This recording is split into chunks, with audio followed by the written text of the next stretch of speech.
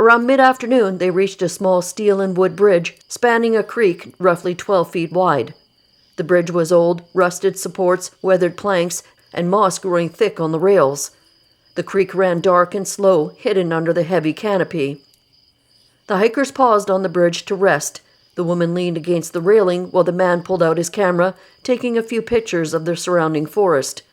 The only sounds were the water moving under the bridge and the faint calls of jays in the distance. After several quiet minutes, they prepared to continue, but then a noise stopped them both, a deep sound from beneath their feet. At first it was faint, blending with the sound of the creek, but after a moment they realized it was not the water, it was breathing. Slow, heavy breaths, drawn in with force and pushed out through what sounded like a massive chest cavity. It came from directly beneath the bridge, close enough that they could feel a faint vibration through the boards when it exhaled. The man thought it might be an animal resting in the shadows below, maybe a bear sheltering from the heat. He crouched and looked through a gap in the bridge planks. The space below was dark, with only faint light filtering down through the trees. He saw movement, something shifting slowly beneath one end of the bridge, near the waterline.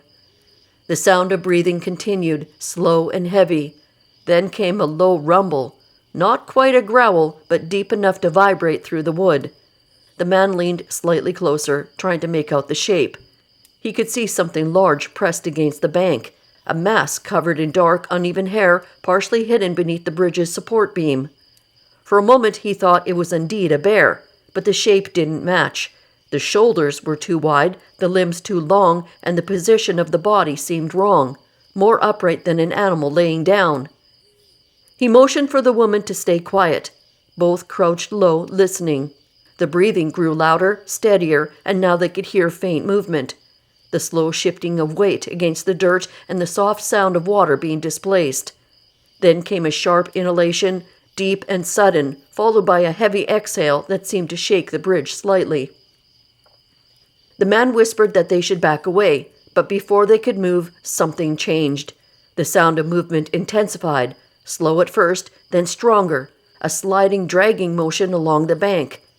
They could see a shadow shifting in the water below. The woman leaned slightly to one side for a better look, and what she saw made her freeze. A large dark hand reached out from beneath the bridge. Long fingers, thick and heavy, dripping with water and mud.